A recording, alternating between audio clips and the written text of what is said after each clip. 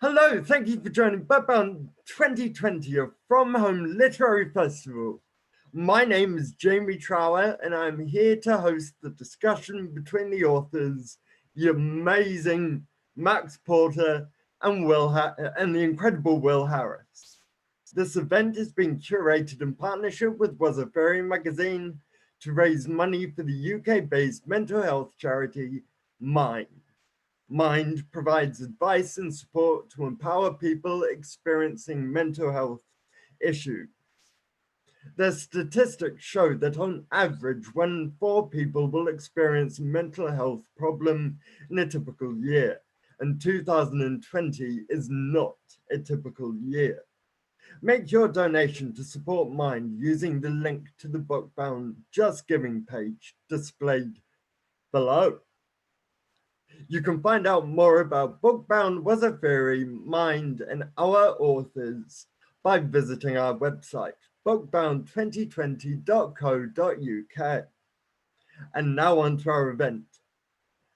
Max Porter's first novel, Grief is the Thing with Feathers, is a hybrid of prose and poetic.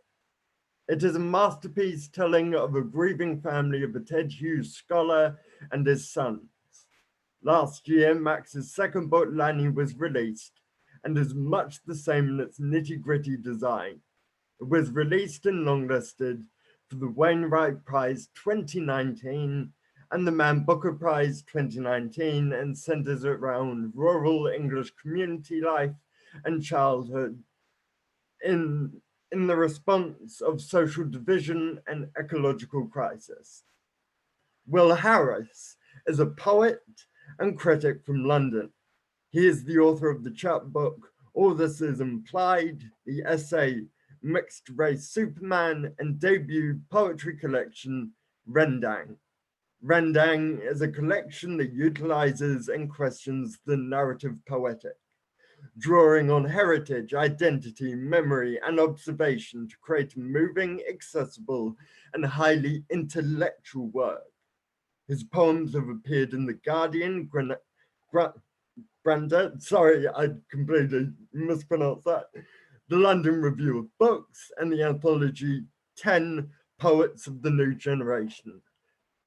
Hello, both of you. How are you? How are you doing during lockdown? Hi, Jamie. Great, Hey, thanks. Max. Yeah, I'm doing fine, thank you. Yeah. That's good. What have you been doing during lockdown? Well, I have 3 young sons, so I mainly cook and clean and attempt to keep some order in the house. I've been doing some homeschooling, but I'm not as good at it as I should be.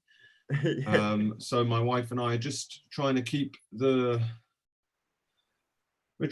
things fun, trying not to heap any pressure on them. We're not too worried about the school stuff. Try and get them out and about once a day, doing some art, doing some reading, watching some classic movies, watched E.T., watched The Sound of Music, watched Willow. So yeah, we're okay, thanks, man. We're just mainly, we're very fortunate and lucky, and just, you know, time's behaving strangely, isn't it? So really, it's just one day at a time at the moment. Yeah, definitely. It's a weird thing, sort of.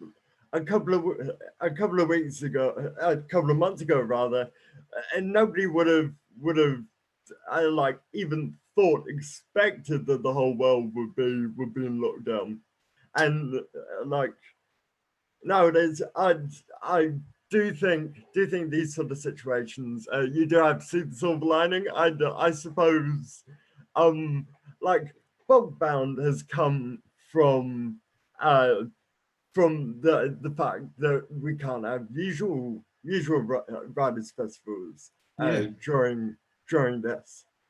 So just all the authors sort of connecting online like we're doing now is a really cool thing. It's great. It's a brilliant idea. We've lost Will though. Where's Will gone? Yeah, I was thinking of before. Will has disappeared.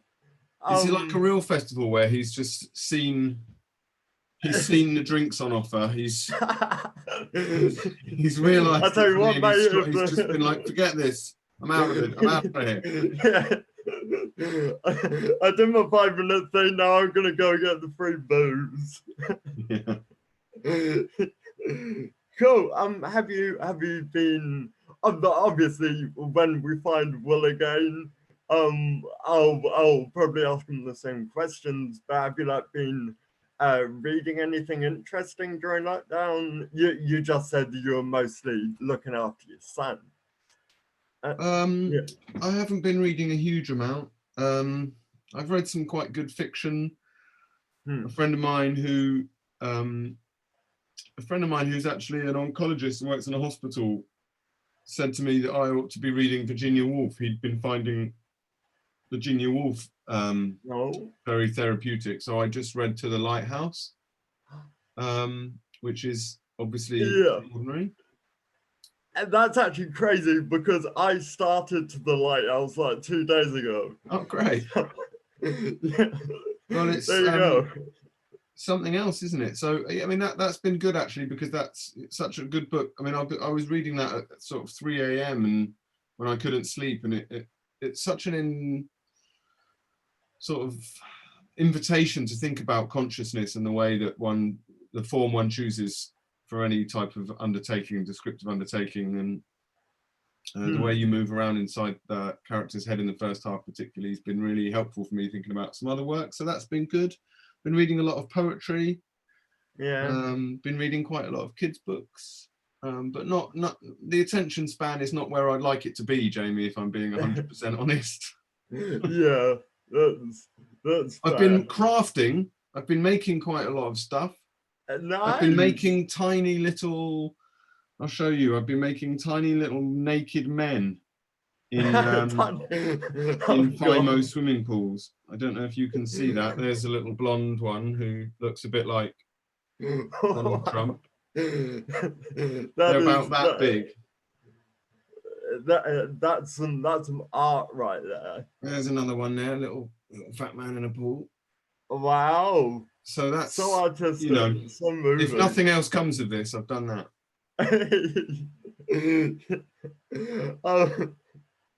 Well, good on you. That's cool. So broadening your artistic horizons. Yeah, you got to do what you can, as you say. Exactly. So we actually have got some questions coming in from the audience already. Is it where's Will?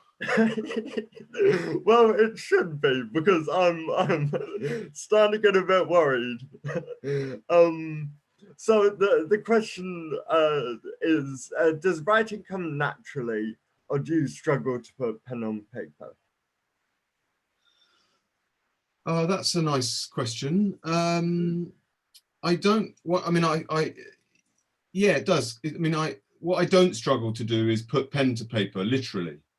So if I'm stuck, I will always physically take a pen and put it on paper. So I'm very much a user of notebooks. I have hundreds of notebooks lying around, and anywhere in between a sketch or a doodle and a note or a drawing.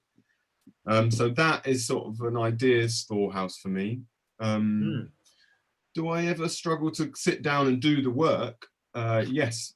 I mean, I'm relatively new to this. I've only been a professional writer now for the year that my previous book came out.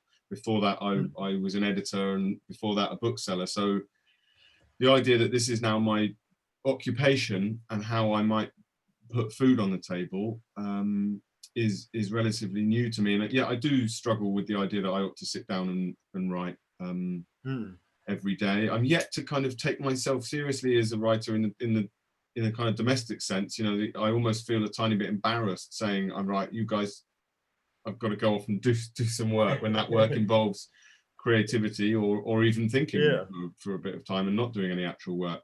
So I have a kind of work ethic from having been. I'm quite a hard working person, and I'm slightly. I need to have multiple projects on the go.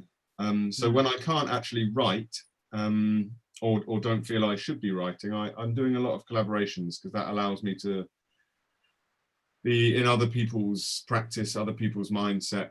I'm working with lots of musicians, some artists, a graphic novelist, various people whose work I admire, just so that I can stay busy and have multiple projects on the go, so as not to heap a great deal of pressure on the main thing. I think nothing good comes of writers sitting in front of their computers, terrified, self-absorbed, you know, thinking of literature only as a product. One's got to be out in the world listening and spending time with human beings.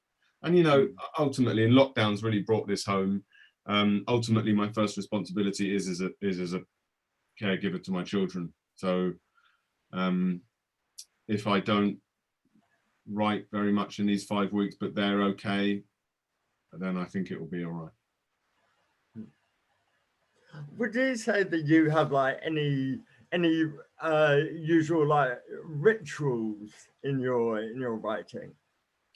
I just have to kill a baby rabbit and drink the blood, and then I'm good to go, usually. Yeah, it's all like you'll stand around in the circle chanting. Yeah, like... nothing more elaborate than that, really, Jamie. No. Yeah, no, I have I am quite a ritualistic, or I'm a creature of habit in terms of the creative undertaking. So I like to listen to music while I'm thinking. I like to have a blank piece of paper, so if I get stuck, I can draw. But beyond that, no, I'm not particularly precious. I mean, I'll write anywhere. My first book was written in email drafts and saved text messages and on bits of paper. Hey, Will's back. Hello. My internet just inexplicably completely cut out the moment we were starting. Oh no. I think Virgin Media have been having like outages all day. No. One of many reasons why they should be yeah. Right. Well, we're glad you're back, mate. So what have I missed? We were just talking about like how lockdown's been. Have we been reading anything interesting, writing anything interesting? How's lockdown been for you? It's it's been kind of mixed. It changes day by day. I've been recently trying to get into a new routine to try and kind of normalize it, of getting up early and reading, and doing some physical exercise, then getting back, and trying to like forcibly spend time away from my laptop has been a difficult thing. Been kind of chained to the news, and obviously it's the only way of seeing people now, which is kind of depressing. I'm starting a course next week. I'm teaching on this book called Poetic Artifice by Veronica Forrest Thompson. So this is a book I've been reading recently, which I'd recommend. Written in the mid-70s. She was this amazing precocious poet and academic who died when she was in her, I think, late 20s. And this was published posthumously, and it's an incredibly good book in terms of understanding how to read poetry, and especially how to read difficult poetry. So it's been getting me through. Been preparing this course. I think the expectation that I'm going to be engaging with real people has been quite an exciting part of it. What have you guys been doing? What were you talking about? Basically, we're just like talking about lockdown. So the BookBound thing, writing rituals. Actually, would you say that you have a ritual when it comes to writing? Like, do you have to, I don't know, write during the day? You can only write during the day or during the night, or I usually write very early in the morning, but I don't really have a ritual. I never had a ritual before.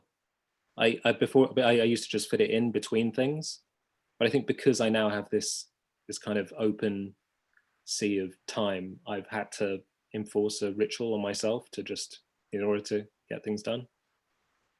What about you, Jamie? What's your writing practice?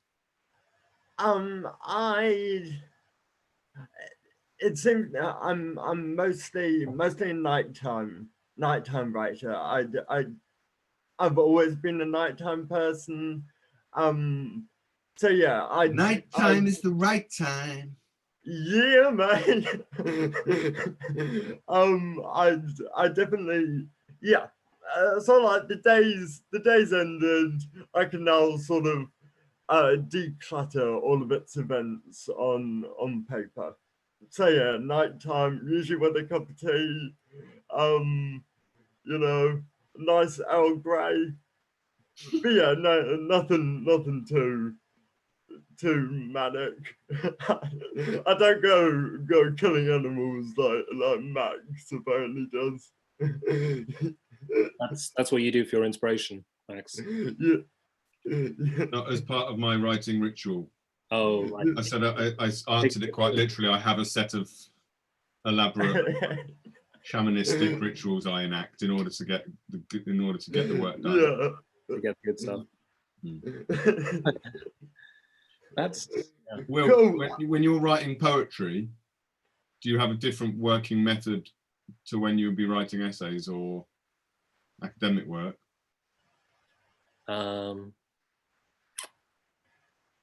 Well, I guess when I'm writing essays or prose, I'm working from notes and notes I've made from reading, and so that's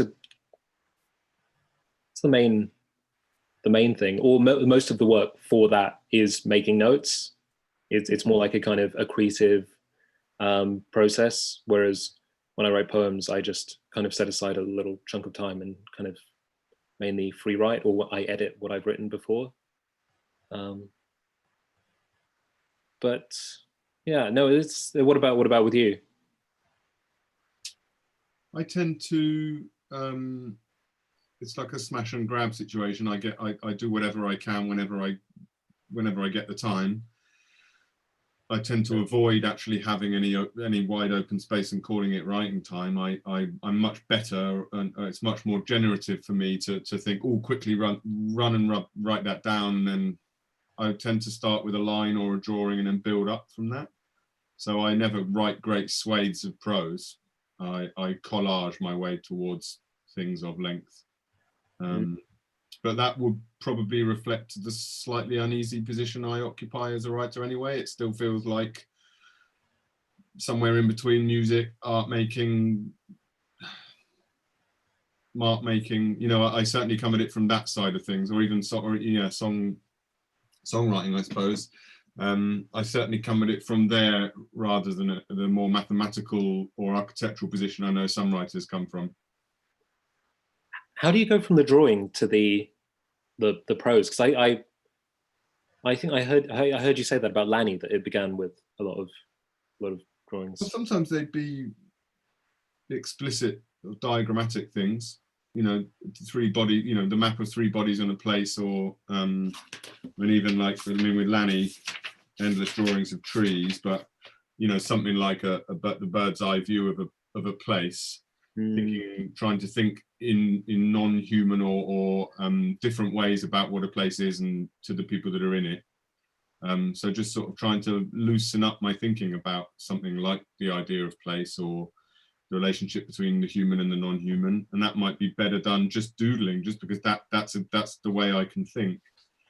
And then, but probably the more productive thing is back the other way when I'm writing, and I'm finding that the prose is sort of heavy with cliche or familiarity, then I would then stop and draw even, you know, say the relationship between two physical bodies, musculature, or architectural space, floor plan, anything like that, just to help me think about, just to sort of test the validity of the work against it, really. Is this the right way to describe a scene? Would it be better from someone else or somewhere else, or those sorts of things? So I can keep that kind of energy one has between the brain and the hand when one's drawing in the prose itself. That's so perhaps it won't always be applicable. I mean, if I started to write a biography of Trotsky, I doubt I'd do much drawing. But with the kind of fiction I'm writing, I find it helpful. It really, your prose often really reminds me of John Berger, and also the way you're describing the writing process. I was reading a book of his from the late 90s called Photocopies last night, and he described the writing process of it as being, he began with these series of images in his head, and he imagined the text kind of laying out like a series of photocopies, and each of them are kind of like little sketches of people who enter his life briefly. And he also has this incredible lucidity, which I think you can kind of tell that he's approached it like a draftsman. He's like sat down, written it by hand, edited it by hand. I think I often have this worry that because I'm so tied up with my computer and the way I edit, like sometimes if I edit, I'll put it into a different format, like into an email or into a note, and then that's my way of working on it. So I feel like I'm kind of mechanizing myself even more. But if you were to get more physical friction or whatever it is into the work, what do you think the result would be? Yeah, I don't know. I think I would have to loosen up a lot more. Yeah. Because the way I write now is it's very kind of like tweaking each word, thinking about, being able to move the words around on the page is really important to my process. And obviously when you're writing by hand, you can't do that. You have to commit to what you put down, every mark you make. This has been one of my preoccupations recently, because I've been researching hagiography, and I was thinking about the gesture and the sort of the gesture economy within the work itself, and what would it be to achieve a kind of painterly prose, and who has done that. I mean, Berger's a really good example of someone who I think was able to use language in a very exacting way, but sometimes with a huge gestural energy, sort of almost like contemporary dance. There were great rhythmic and musical sort of the dynamism inherent in the prose, but that came maybe from what he was writing about as much as his method. But I do like the book I was recently working on, but I think I may now discard, was an attempt to try and create a kind of more like a weaving, where there would be warp and weft, and there would be a way of where you pull one thing and it would all unravel. I guess that comes from reading books like Arc. I've been obsessing with Ronald Johnson, Zukowski, and people like that, and thinking about what does a book-length poem achieve that a novel might not, or even the great, things like the Russian novels, or just before when you went off for your wee break and blamed Richard Branson, we were talking a bit about Virginia Woolf. And I've just read To the Lighthouse, and I think of that almost as a kind of psychic tapestry, whereby every gesture at the beginning, like I say, like the kind of pentimenti and paterly terms at the beginning might be connected to a thing 200 pages later. Jamie, do you draw or paint or anything like that in your practice? I used to, but I had sort of not pushed myself into a corner. I've sort of resigned myself to the fact that I'm not good. Like at either doodling. My doodling comes off horribly. So I don't particularly like transfer from things to writing. It just comes out as writing. But yeah. You probably have a better attention span than me. Maybe that's it. I just can't focus on anything for longer than 5 minutes before I need to do something else.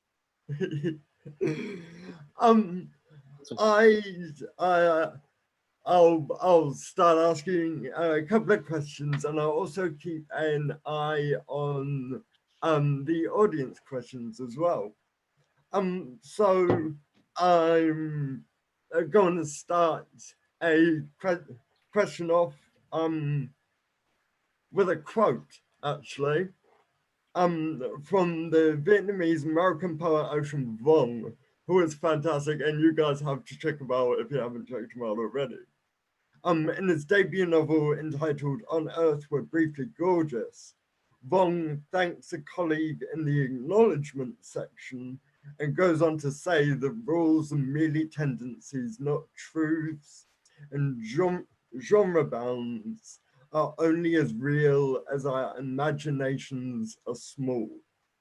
After reading that, I feel as writers, we challenge the concepts of the perfected text, how the word in whatever form can be received then as being beautiful, provoking, dangerous, even scary, like the parasitic puppet tooth wart in Lanny.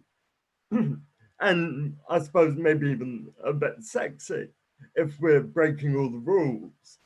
With your latest works, what rules did you follow and what boundaries did you break? After you, Will.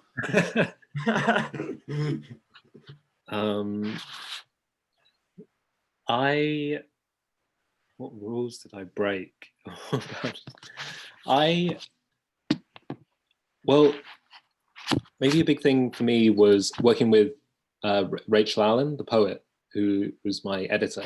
She was really good in encouraging me to think of the page as a kind of a field and moving text around on it, kind of breaking the kind of tyranny of the left-hand margin, and also combining poems, breaking apart poems, combining them, turning them into sequences.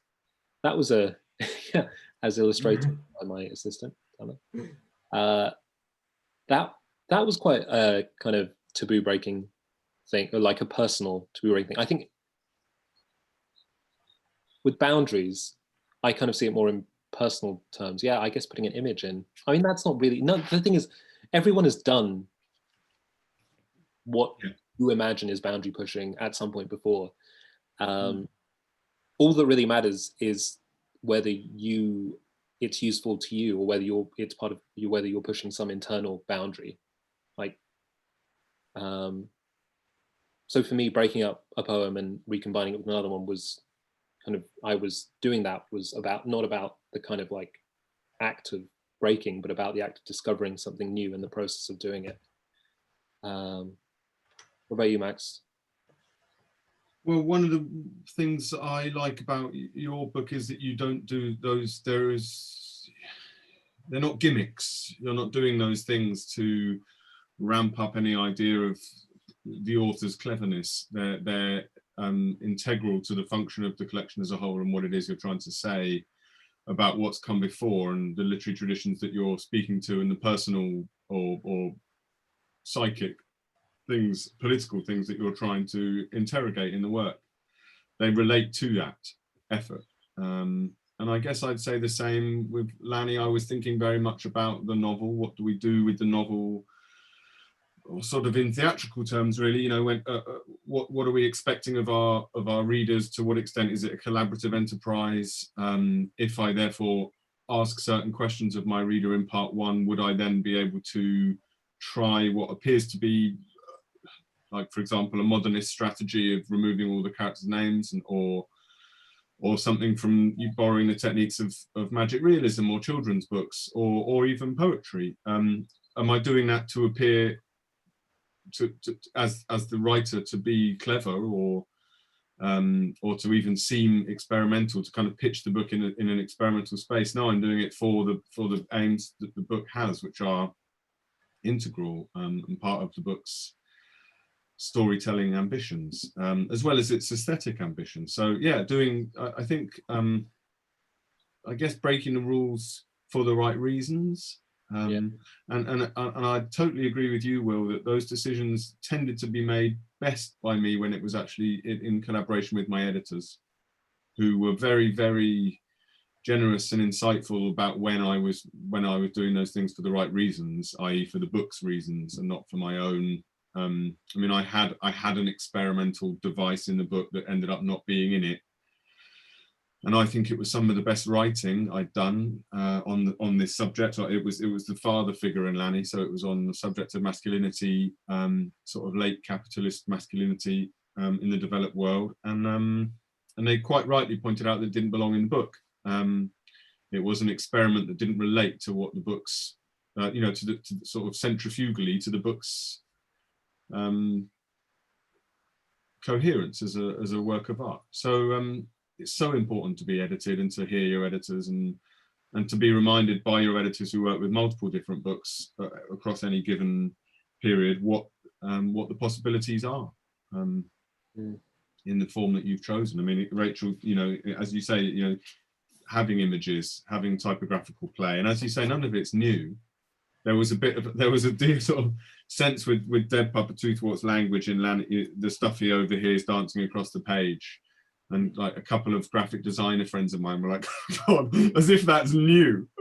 And I was like, I never claimed it was new. It's a thing that I wanted to do in Lanny, to create this sense of a polyphonic voyeurism of sound on the page. But yeah, of course, these techniques have been played around with for hundreds of years. Ever since people invented the printing press, we've been playing around with what you can do with it. In fact, I've found this incredible thing on in an 1891 copy of The Guardian, the complete Guardian from 1891, which someone gave me. And in those days, if you wanted to buy advertising space, you just pay by the line. So you just buy a block of space, but you still only have the tools at your disposal that they do in the setting of the text.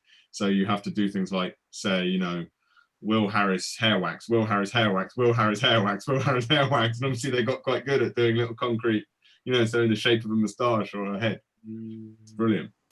So yeah, there's nothing new under the sun, but there are new juxtapositions, and then there are new movements between things, and there are new ways of engaging your readership, and the readership is always changing, and every reader is different in infinite and unknowable ways. So I think there is always the spirit of play available to you when you make any decision. The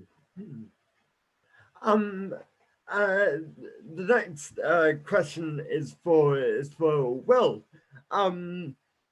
What do you think about being called a London poet? Is that something that you ever aimed for or imagined? I guess I've always lived in London, so it's kind of factually accurate. I don't know how many people have called me that, but I guess it became a useful thing when I was thinking about the book. Situating in terms of London became an important device, like including lots of details of streets, of shops, of places, and so I guess inadvertently it has become a London book. But I was thinking about this beforehand. I've been thinking about London quite a lot, having been like on lockdown here and not being able to leave the kind of 100 square meters of my house or surrounding area. That there's this weird sense in London is like a non-place. It's like it's defined by its anonymity. It is, but also by its like hyperlocality. And so it feels weird to say that you're from London, because London to me doesn't have a coherent identity, and that's one of the things I like about it. And that's really come out during the lockdown. There's like, yeah, I don't know. Where did you grow up? Are you from Auckland? Is that yeah, so I was born in the UK, and then I moved over to New Zealand, and yeah, I've been living in New Zealand like my whole life. But yeah, it is. I think a geographical location really sort of plays into a writer's language, because they are they're surrounded by it. And like even like down here in New Zealand, you have the quirky little sayings and the quirky little like bro, cuz, all these things you hear now and again, and they do sort of come across in the word the same way as it would be in any part of the world, really. Yeah. What do you think, Max? What's your relationship like with London? Well, I moved out of London 3 years ago. I lived in South London for about 20 years, and 15, 20 years. I went to university in London. My family live in and around London. I felt I felt like a Londoner. I certainly was guilty of London-centric thinking when I sort of interrogated for myself what that might mean, both as a publisher and a kind of imbiber of culture. I was often realised how guilty I was of thinking of London as the centre of the universe, and I'm pleased to say I think that's lessened, having moved out down to the southwest to be nearer family and just to sort of have a bit more space for my kids and stuff. I think about London now as a thing that cannot be said to have any one identity, as Will was saying, but is defined for me by the freedom and in a way that, like, perversely, given the size of it, the smallness of one's existence in London, because one stays in one's own bit of it. So I'm quite fascinated with for example, culturally, even what one doesn't do in London because there's too much to do in London, and those sorts of things. And I have to sort of ask myself what it is I miss about London. And there are various things, aspects of multicultural, big conurbation life that I miss, but I don't want to hold those things. I can't blame the city I now live in for not having such a diverse population, or not having good jerk chicken, or not having loud music or youths that would rob me. They're different places, so it's made me think that the idea of a London is always a self-defined thing anyway. And I now, in lockdown, not able to go to London. I used to go to London regularly for work. I now, like many people, am guilty of just enormous romanticisation of the idea of the place. I would love to just walk down through Soho, across Waterloo Bridge. I'd love to walk down the South Bank. I'd love to go out in the East End and get pissed up with my friends. I miss London as from a kind of nostalgic point of view, fully aware of the dangers of such thinking. I liked your book, Will, the kind of notes to self of being swept up in a kind of like almost a kind of faux romanticism for the sake of it, with London street names and stuff. As if one is almost, I mean, that's sort of what a poem is anyway, isn't it? It's a kind of map of one's subconscious, but the way that one peppers it with topographical details in order to sort of celebrate the there-ness of it, like in quite a joyous way. Do you feel like that's the thing you would do in your poems, or is there a different intent? Yeah, maybe. I guess when I think of the New York poets, people like Frank O'Hara and Ashbery and Schuyler, and the way they use place names, and New York seems like an obviously romantic place in the way that, for me, because I've always lived here, London isn't. And when they drop place names, which mean nothing to me, it seems incredibly romantic. So I like the idea of using, like 54th Street, using Gold Hawk Road, and like Uxbridge Road or whatever. But yeah, it's a strange one. My dad worked on Portobello Road. He was an antiques dealer there. And I remember when Notting Hill came out, and the way that completely changed. And I mean, there was that area was already changing a lot. Like Notting Hill used to be known as like Rotting Hill and that kind of. And it was like very, very multicultural, kind of rough area. Anyway, but by the time my dad stopped working there, it was like every shop was a chain shop, like a clothes store, All Saints, Gales. And I do have one poem which is kind of about that, but doesn't name check Notting Hill. I think I've got a meaning to write my response to that.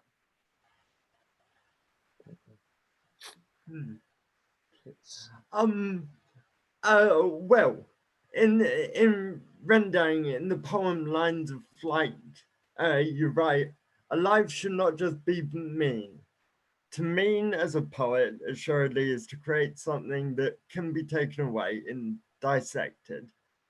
So whilst writing Rendang, did the meaning of the writing allow you to answer questions that you personally asked yourself but didn't have answers for, if you get what I mean. Yeah. Well, that specific poem, that line is riffing on a famous Archibald MacLeish poem, which ends with this line: "A poem should not mean but be," which I've always taken to mean something along the lines of kind of show, not tell. You know, the poem should just exist in the world.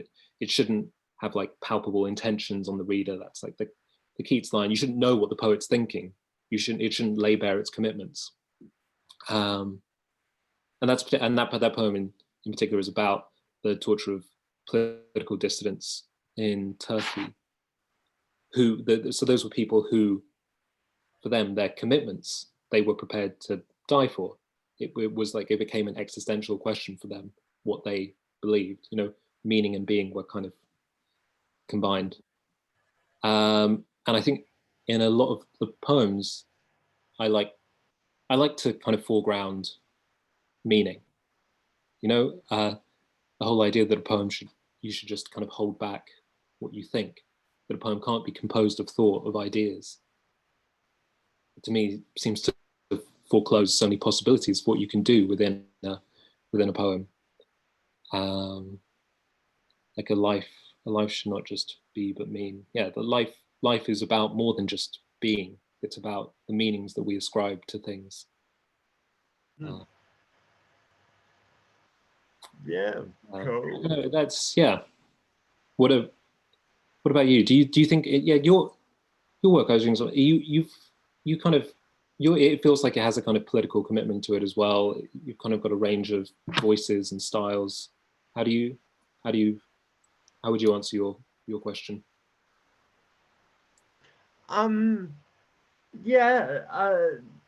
There. I don't actually know how to answer my own question. So, which is awkward. Yeah, it's as you said, you write not so much with the intention of sort of laying everything bare, everything out. You want the reader to sort of take what they can from a poem. So you ask the questions and you don't really particularly give them much of the answers. And so, yeah, when I'm, say, writing a poem, I don't tend to sort of go full, like, out there with it, you know? I don't know if that answered my own question. Yeah.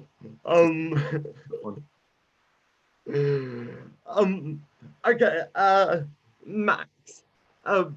Before reading Lanny, I found that the boys in Grief is the Thing with Feathers sort of had an opportunity to sort of being a bit too similar to Lanny, but that's obviously not the case. The Grief is the Thing with Feather boys are hardened, I thought, with this clouding film of grief, but they obviously show their dad a purer form of love. Lanny, in a sense, borders on magic, adventure, wisdom. So how did you breach sort of the child character whilst also breaching the other boundaries and doing it in a completely different flavor? Well, the boys in my first book were a device. You know, they were designed to find a way to write the sibling relationship as a character itself, whereas Lanny is an absence in his own book. He very rarely speaks, and certainly it's not about his language. It very occasionally becomes about his politics and his intuition and his sort of proto-environmentalism and various things like that, but it's never about his linguistic relationship to those around him in the same way that my first book is a game on those terms. So what I had to do was try and describe him as accurately as possible from everyone else's point of view. and have the idea of him being contested, whether he's innocent, whether he's eccentric, whether he's annoying, whether he's profound, whether he's in tune with the infinite, or a pretentious twat. And I wanted that to be mapped out evenly and fairly. But the only way, of course, of doing that is with the political and linguistic tics and traits of everybody else in the book. And so that required making a lot more than I used, and then taking out what wasn't necessary, or taking out what was doing too much of my work. Or so, for example, the mother, when Lanny is gone, fetishizes certain physical aspects of him in a way that is irrelevant or meaningless to another person. So yeah, it was kind of like creating this yeah, I mean, it does have more in common perhaps with the theatre than anything else, creating this this stage set, and then working out how compellingly I could communicate the idea of this child, or ask for the idea of the child to be interrogated by my reader once I'd taken him off stage and just left everybody talking about him. Did you always know that he would be off stage for the book? Yeah. That was kind of the core. Yeah, I wrote a poem a few years ago where it's about a missing child. But the fundamental difference when I turned it into a novel was that I had Dead Papa Tooth War. So once I had the idea of a collaborative voyeurism between reader and village, with the idea of the mythic character as listener, both to history and to the present, then it made the idea of him being gone much easier to handle in a narrative sense. So, but part two became a possibility really otherwise it would have just been a kind of awful Archer's pastiche. But once we have notionally at least, once we have the kind of complicity between mythic voyeur and audience / reader, then you can do things if you take away the character. I hope. It requires a certain degree of indulgence on the reader's part, I think, but I think that's okay, and I think certainly poems require that as well. Most storytelling forms do, I think.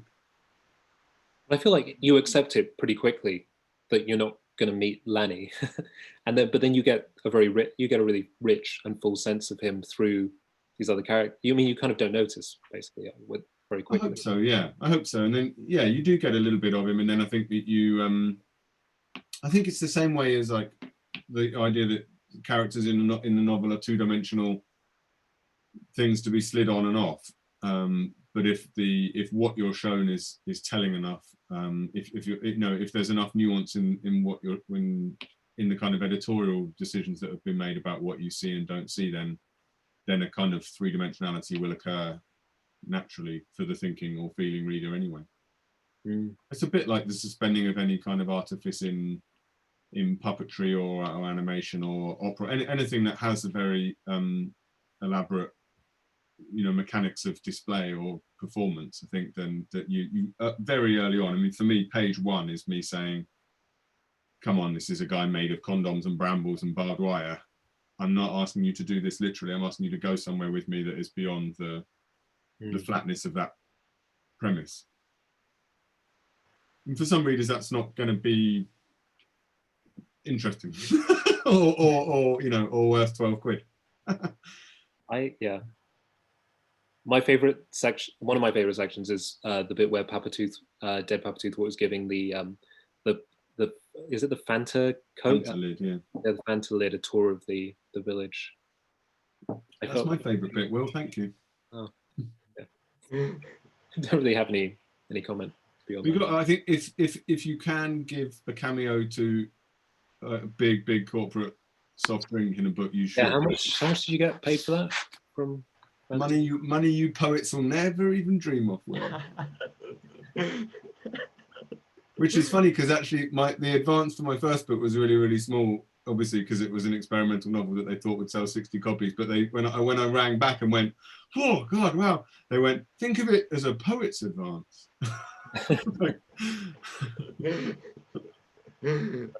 So I'm flattered on behalf of the work, outraged as a businessman.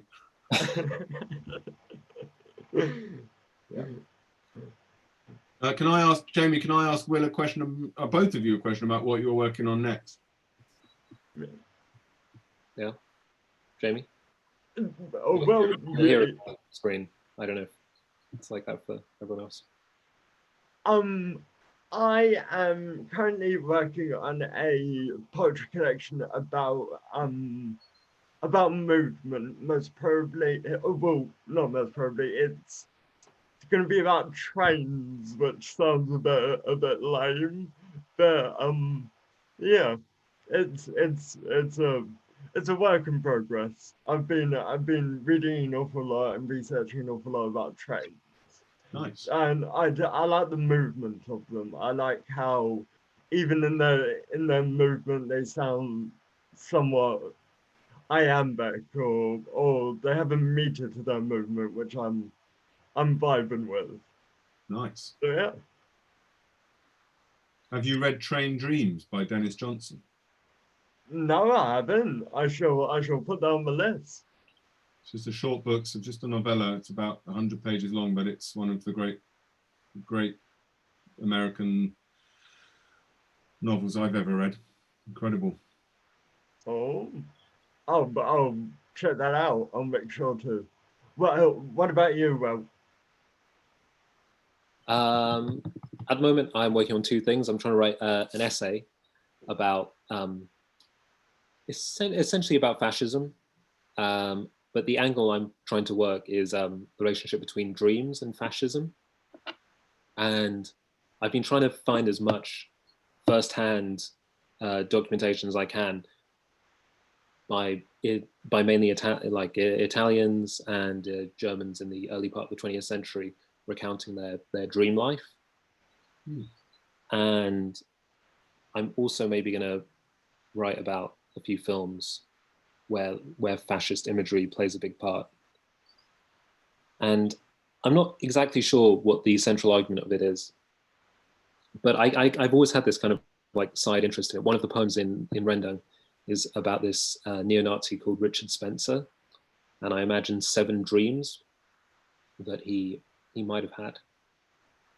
And it was at a time where there were lots of arguments about platforming and that kind of thing. Like we need to all this stuff about needing to debate with Nazis and fascists, and it's always seemed to me so fundamentally futile to debate with a fascist, but I've never been able to fully articulate why. And so reading a lot of psychology and like looking at accounts has been a kind of way of clarifying it. But the fundamental thing to me about fascism seems to be a denial of an internal life,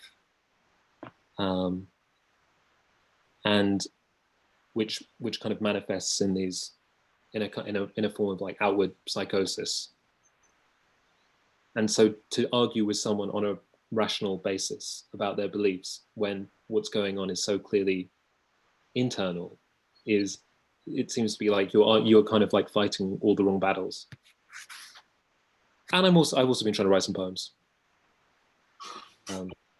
as well, which has been going not as well. Will, have you read a book called Male Fantasies by Klaus Tederlein? That's on my list. Yeah, that's one of my top 10 books of all time. Wow, yeah, I mean, it's a weird book to have I'm not probably going to take it to my desert island, but like one of the most influential books on my thinking that I've ever read.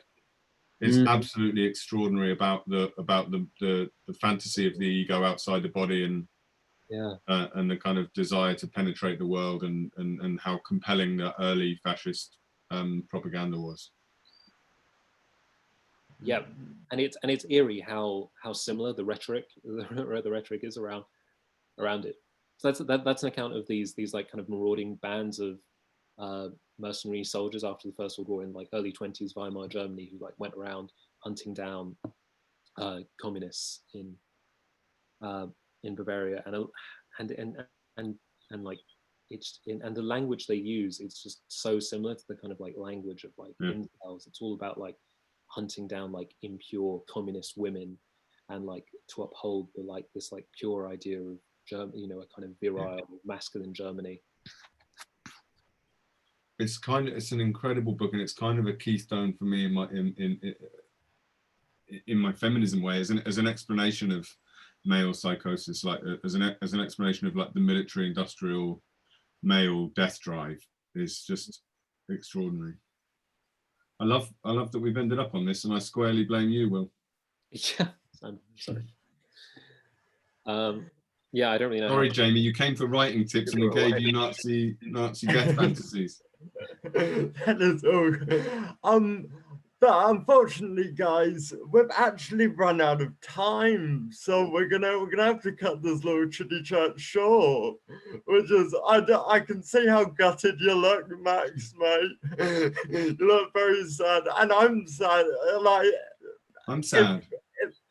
If we weren't over internet right now, I'm sure this conversation would go on for hours and hours and hours. This has been an absolute pleasure talking to you both.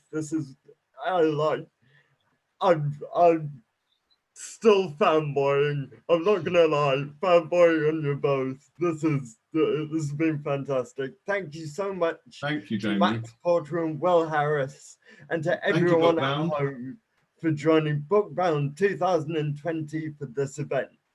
There are lots of great events like this on our program. Search for BookBound 2020 on Twitter and Instagram to learn more, and help us spread the word using the hashtag BookBound 2020. If you'd like to buy any of our works, the links in the text below this video will take you through to Hive, an online bookseller which supports independent bookshops. Links to books discussed here and a discount code on selected festival titles are below. You will also find our authors' favorite independent bookshops across the globe. You can also find the Just Giving link to donate to our chosen charity supporting mental health, Mind, below. Thank you so much. This has been great. Thank you so much, guys. Thanks, Jamie. Jamie. Thanks, Will. Thank you, guys. Yeah.